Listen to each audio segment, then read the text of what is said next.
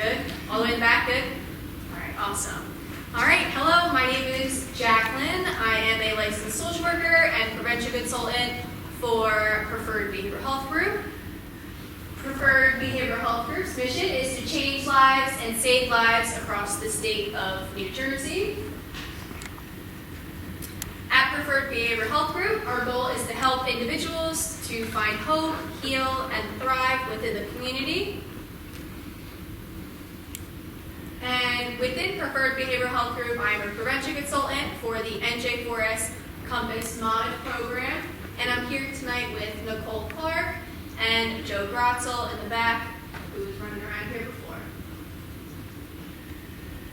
So tonight we're here to find the keys towards unlocking the secrets of online safety, a guardian's guide to general online use for youth. In this presentation, we will be discussing what social media is and popular gaming platforms, privacy settings and how to protect your youth's personal information, discussing the importance of open communication with youth about online activities, and tips for recognizing and addressing cyberbullying.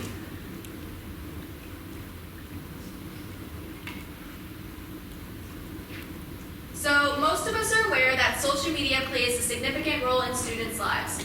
On the one hand, it can be a very productive platform that allows our youth to connect to peers, community, and more. And on the other hand, being safe online and navigating how to do so can be very intimidating. With social media being such a prevalent part of daily life, it may seem overwhelming for parents to try to limit your child's use. The CDC, Centers for Disease Control and Prevention, recommends no more than 2 hours of screen time for social media a day. And additionally, the minimum age requirement for most social media platforms is 13, with more recent studies showing that they shouldn't be joining until at least 16. So now let's discuss popular social media apps that students use today. So raise your hand if your child's either on Snapchat, TikTok, Facebook Messenger, or Instagram. No? Yeah? Okay. And out of all the platforms I mentioned, Snapchat is probably the most popular platform that youth are using. And if your student is on Snapchat, photos can be saved and or reproduced by screenshotting. And Snapchat also has an advanced location service that shows your student's exact location. To hide the location, settings must be turned off and actually changed to ghost mode. Now that we have more insight on social media, let's move on to another topic that's prevalent, which is popular gaming platforms. By show of hands, is your child on any one of these platforms? Fortnite, Call of Duty, FIFA, thank you in the back, Minecraft, Madden, Roblox. All right.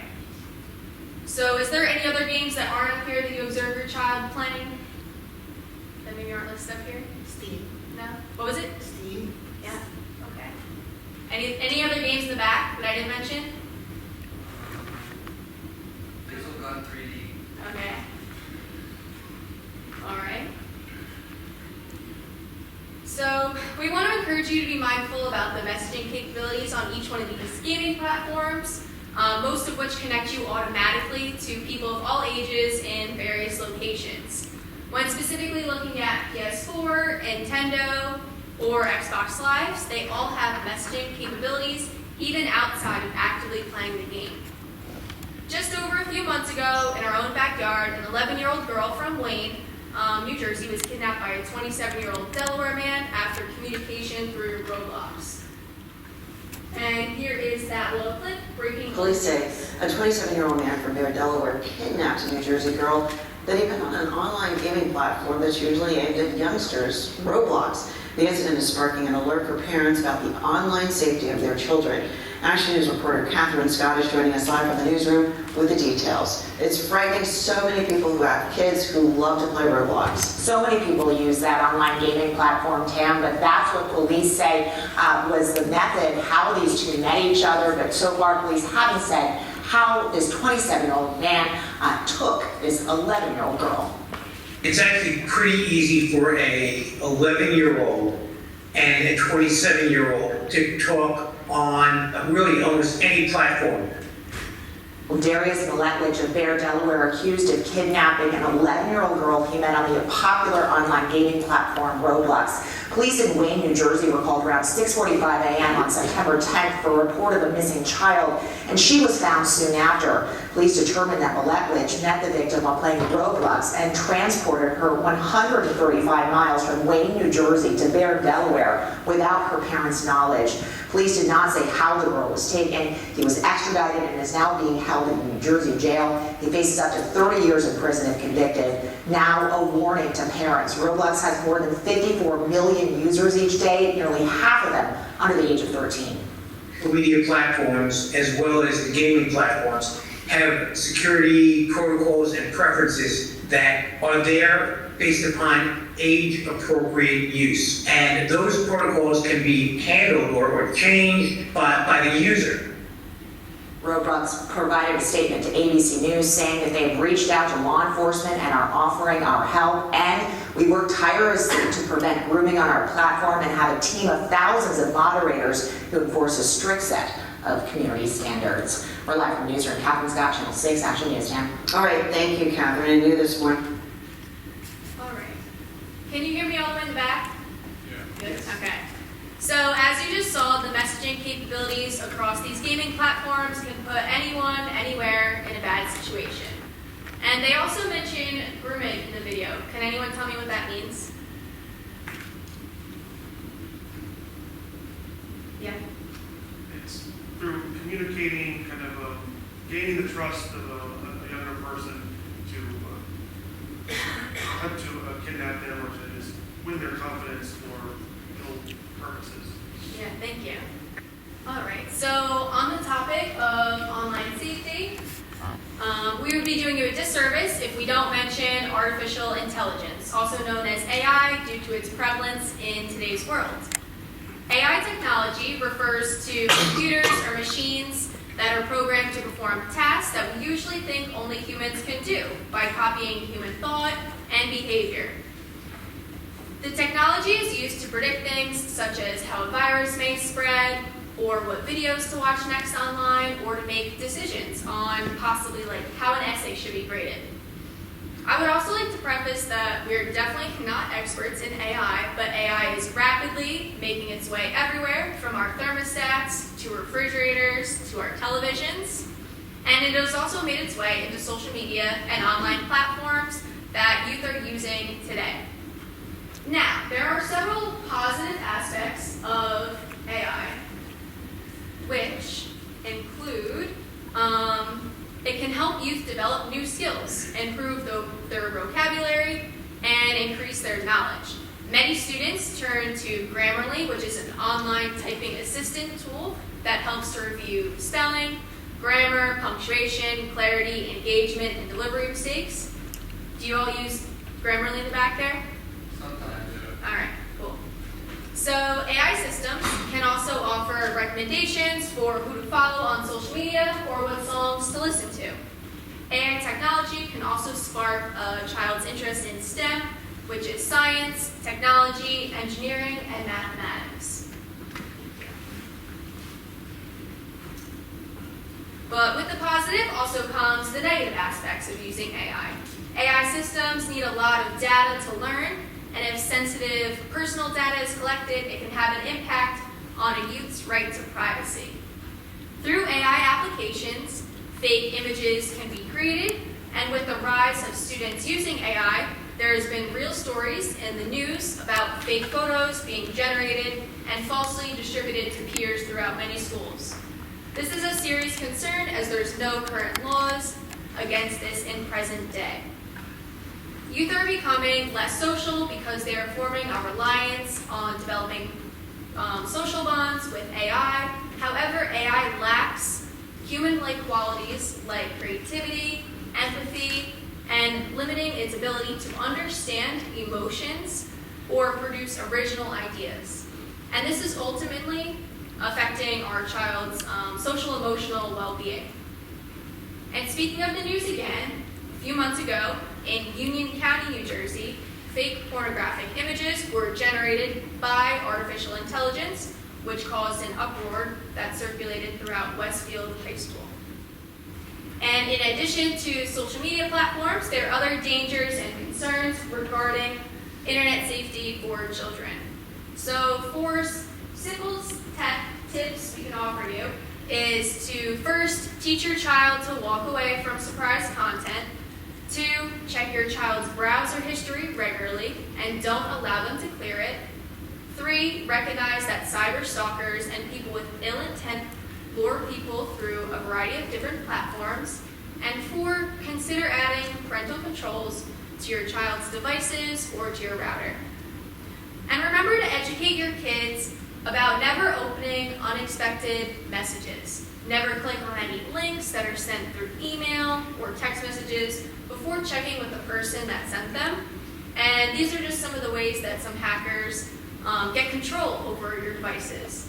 And you can tell your kids that they can mark messages as spam or junk until they talk to you or ask you about it if it's okay to open. And the best approach for browser safety is to build a child's critical thinking. Help your child learn how to spot things that may not be what they seem and make smarter choices online. Inform them about some of the reasons why someone might be using the dark web and remain anonymous, and how that can cause harm.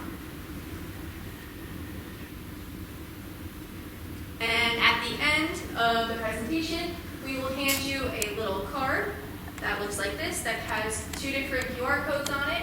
One for social media platforms and the second for gaming platforms. And it brings you to 2 different websites that gives you a list of all of the social media and gaming platforms we talked about and how to help you set the parental controls and privacy settings for each one. And so far we've covered a lot of information. Can we clarify anything? Do we have any questions so far? Now let's discuss safety tips that you can use to further protect your child. These are simply things to be mindful of as you navigate sharing photos, information, and more of your child. Please trust your own judgment and take these tips as it works best for you. We don't want you to take away from your child's accomplishments, but realistically, how many people do you really know on Facebook? There are predators that can easily access your child's personal information depending on what you choose to post. Approximately 9% of all Facebook accounts are fake, and approximately 8% of all Instagram accounts are also fake.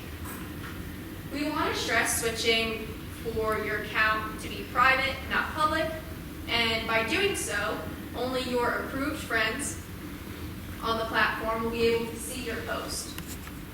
Remember, don't share your child's full name, school, home address, and be mindful of how often you share full face photos of your child. And keep in mind that this applies to parents, caregivers, and youth.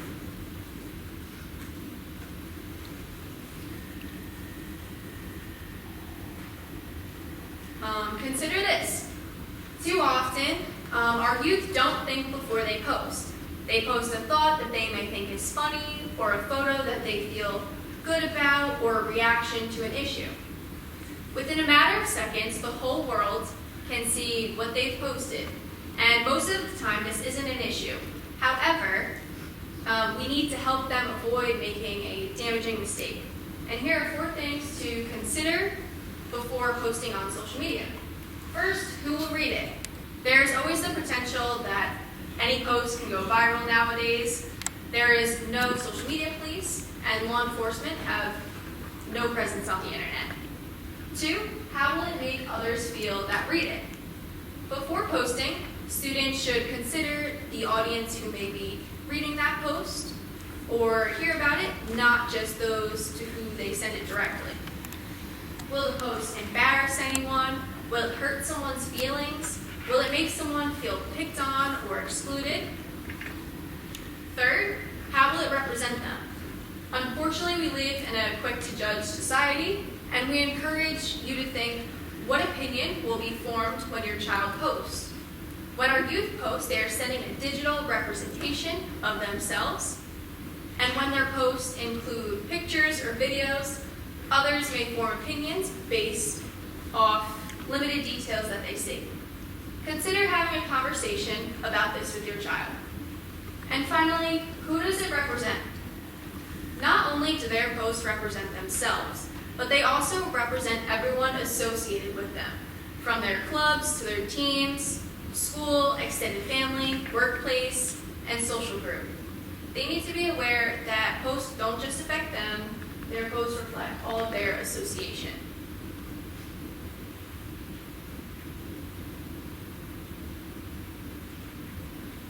And all of those tips we just shared can also be applied to conversations with your child about online safety. It is possible to have open communication with youth about online safety. While you may know what information to not give out, it could be more difficult for your child to understand their safety is important, and that there are simple steps to take to ensure that they are remaining safe. Before we begin discussing safety tips, we want to encourage you to foster a non-judgmental environment when discussing online activities and safety. For example, this may begin with leading the discussion with curiosity about how active your student is online and what platforms they have knowledge about already. Here are 5 internet safety tips for you. First, don't give out personal information. This includes your home address, school, or phone number. Never send pictures to strangers. Even though some youth know not to talk to strangers, they do not see sharing information in chat rooms as the same situation. Emphasize to them that if they would not talk to a stranger walking down the street, in a parking lot, or in a store, that they should not be talking to them online. Keep passwords private, except from guardians. Parents and caregivers should talk about the sites and apps students use and their online experiences. You should discuss the dangers of interacting with strangers online and remind them that people online don't always tell the truth. Explain that passwords are there to protect them from things like identity theft. Don't download anything without permission. By downloading something, it may possibly contain a virus that can harm your computer. File sharing can allow other computers to view all the files on your computer, which means that your personal information might get stolen. And finally, tell a trusted adult if you receive a mean or strange message. Encourage youth to tell a trusted adult right away if someone says something to them that makes them feel uncomfortable. They should also tell an adult if they see any bullying or threats online.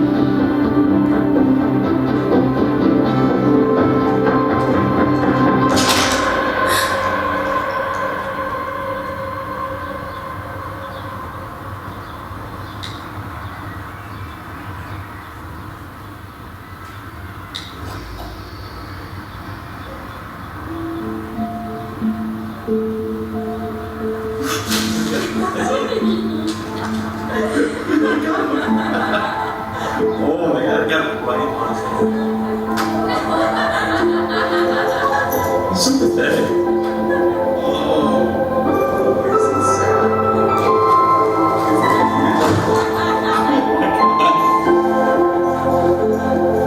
What you serve, buddy? I appreciate you bringing this to my attention, Raquel. Noah has a, history of incidents.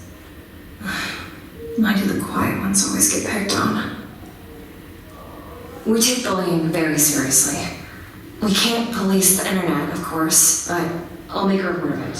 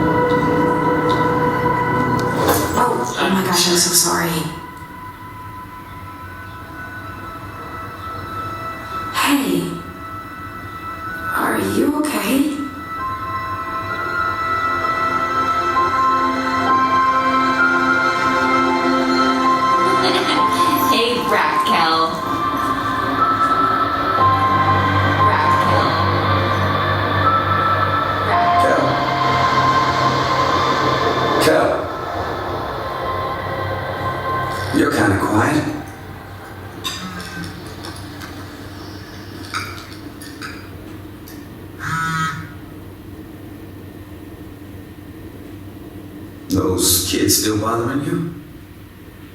Hey, just don't let those jerks on the internet get to you. You're lucky. Nowadays, you can just block them.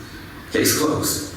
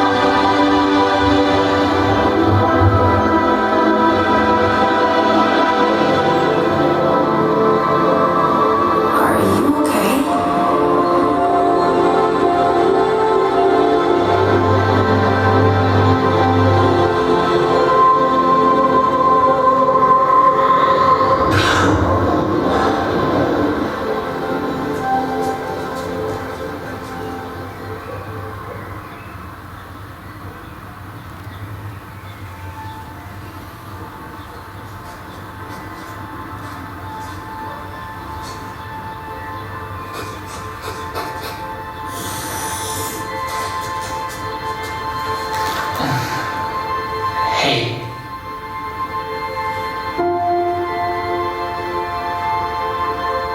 Are you okay?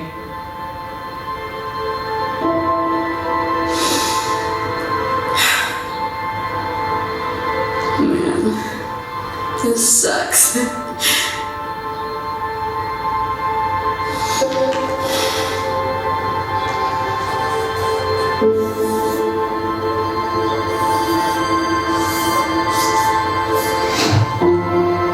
I'm really feeling that one. I know, right?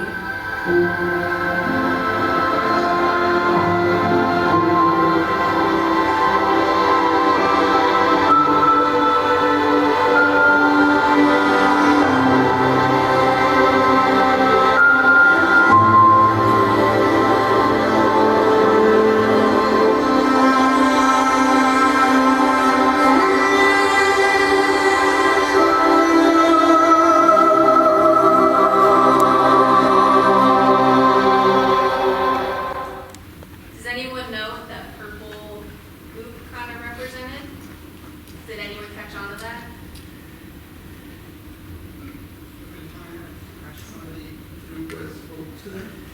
Yeah, it's kind of like the abuse that they're carrying from other people.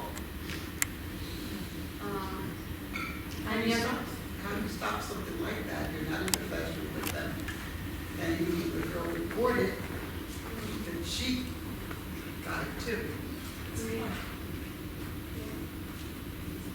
So now I'm going to turn it over to my colleague Nicole. So, all right, so we're gonna go right back into some content. Are you guys ready for that? You guys are doing great, thank you. So, cyberbullying could happen to anyone of any age, and youth, unfortunately, are no exception to this.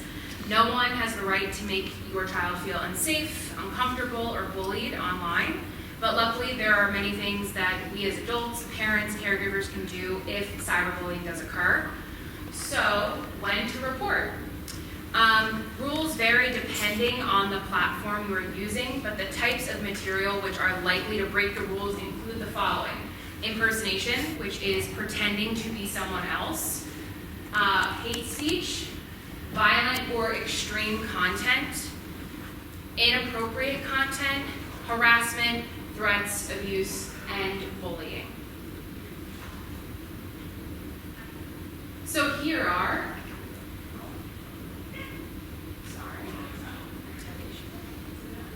there we go, 5 strategies for dealing with cyberbullying. So we don't want to respond or retaliate. We recommend taking screenshots. We want to try to stop frequently checking posts, follow up when you're calmer, and finally report and block the post. We strongly encourage you to keep that open line of communication that Jacqueline was talking about earlier in the presentation with your child. That way, if they notice or experience any issues online, they can communicate these things to you or any trusted adult in their life.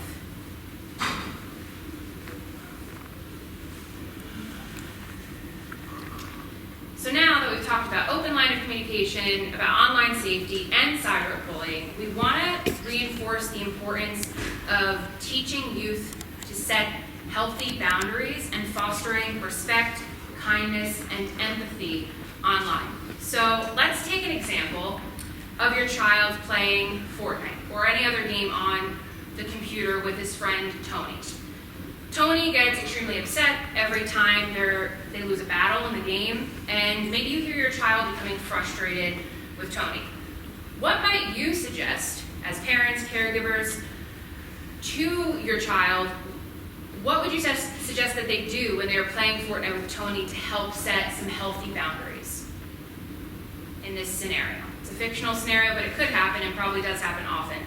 So what might you do in this situation with your child? What might you suggest? Does anyone have any other ideas? Stop the game.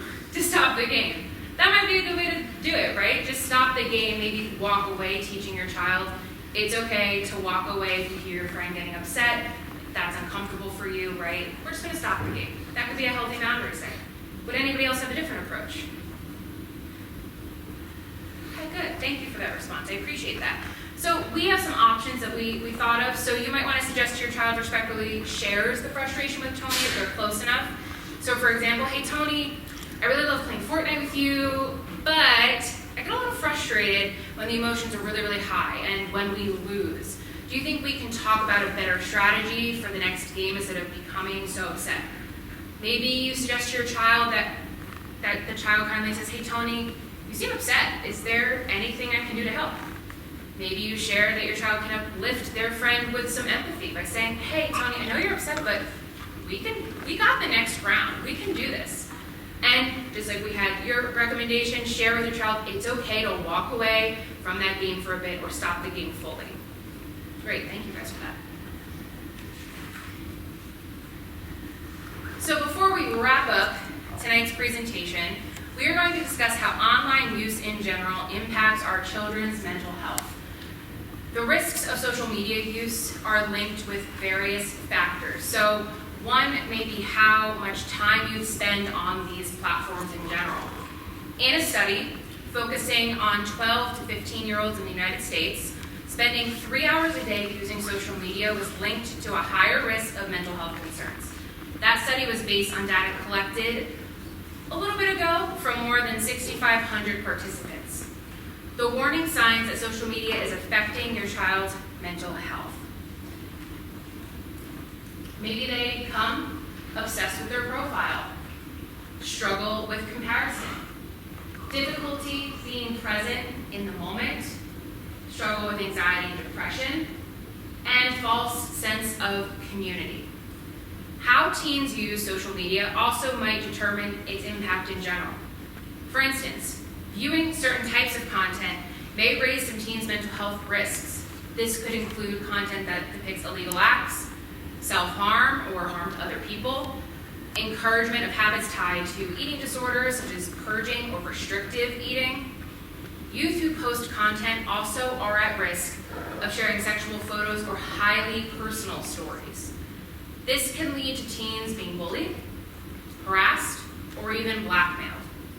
Being exposed to discrimination, hate, or cyberbullying on social media also can raise the risk of anxiety or depression.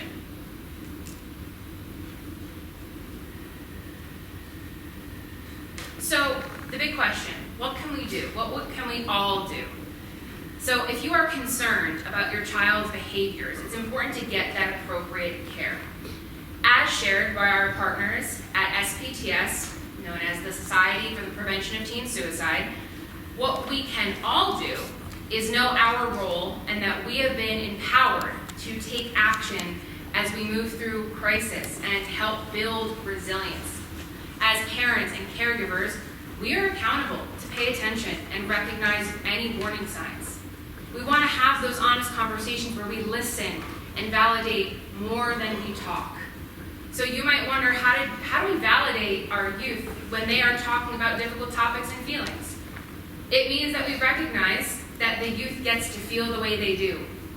And we do not have to agree with what they are saying, but we can listen and empathize with those feelings. So as a recap, what to do in these moments. We want to look for those possible warning signs. We want to talk to our child. We want to listen and validate. And we want to know where to get that appropriate help. I have a question. Sure. What should we do when they don't just not willing to talk? You know, I saw that. Let's say you seeing warning sign, you're talking to them, and you're encouraging them to share with you, and yet they're not sharing. The answer is like, I'm good, I'm okay, it's all good. But you obviously see that it's not. I would continue to keep asking them because they know that you're there for them, and so maybe next week when you ask them, maybe they'll finally open up to you about it. But just showing up for them and showing that you care and you're asking for their well-being, I feel like that's big. So just pushing for them to share in Well, not pushing them, but just if you keep asking the question, it shows that you care. So that might mean, a lot to yeah, them. but that's when sometimes it's getting them even more frustrated. Joe, I was going to say Joe's walking down. So the other thing I would say is, are you asking that question in a vacuum, or are you observing changes? Right? Right. So when you observe changes, that gives you the opportunity to then reference the changes. So you would say to your son or daughter, I've noticed that this is happening and I'm concerned. Can you tell me would you please tell me how you feel? So instead of diving into the nitty-gritty of the details of what happened, deal with the changes that you're seeing, right? So I don't want to talk about necessarily specifically what was said online. I hope I get to some of that, but I want to address the changes that I see. So Nicole referenced that this particular slide came from our good friends at the Society for Prevention of Teen Suicide, where it's adapted from their material, and they have a little thing that they say in their training that says, act on facts, feelings, actions, changes, threats, and situations. So when you see changes, when you're observing changes in your child, speak to them specifically about the changes. So don't just say, I'm worried, I don't want you on the computer anymore. Address the specific changes that you see and see if your child can help you draw the connection between what's happening in their online life and the changes that you're seeing. Was that helpful? Yes. Okay. You're welcome. There we go. All right. So now I want to ask you a question. You could just say yes or no question. Would you drop your child off in a large city by themselves? No. I got a couple laughs. Maybe you want to sometimes. I like that answer. It's funny, right? But maybe you want to sometimes after a frustrating Monday or just a frustrating time. But we want to give this analogy to get you guys thinking a little bit. So a city comes with both the good and the bad. So the bad side of a city could be a higher crime rate, goods and services are more expensive, it could be very overcrowded, which could place a lot of stress or pressure on someone, and you might not be able to form such a tight-knit community as opposed to one in person. But the good side of community could be creativity of expression through art or museums and dancers, performers, maybe shorter commutes, diversity of people and places, and there are amenities everywhere. Theaters, major league sports, museums, concert venues. There's tons to do. There's tons of liveliness.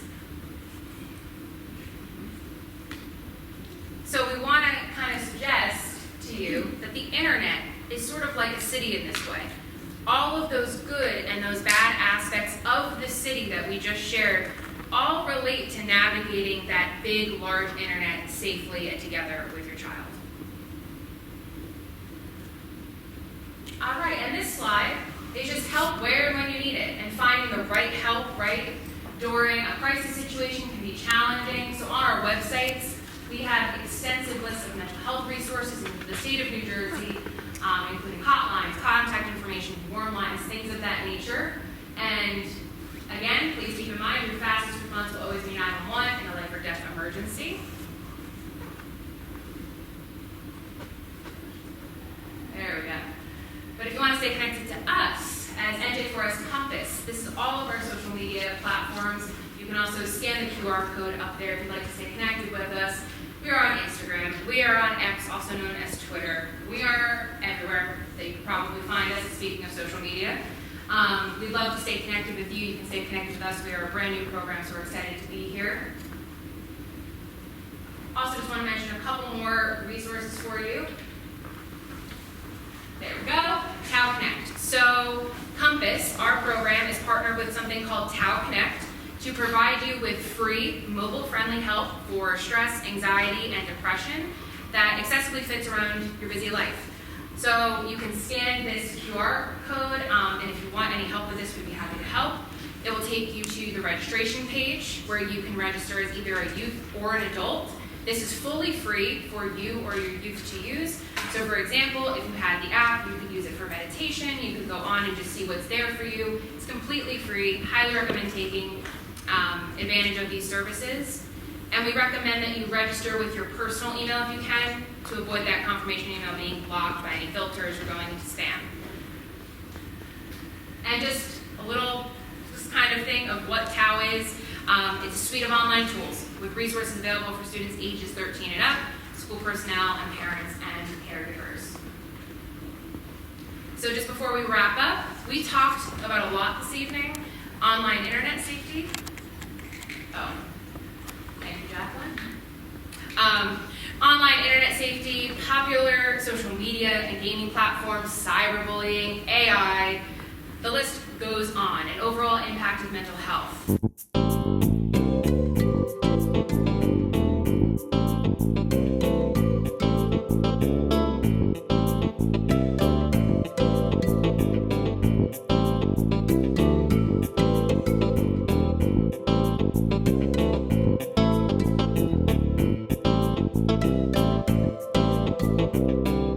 Thank you.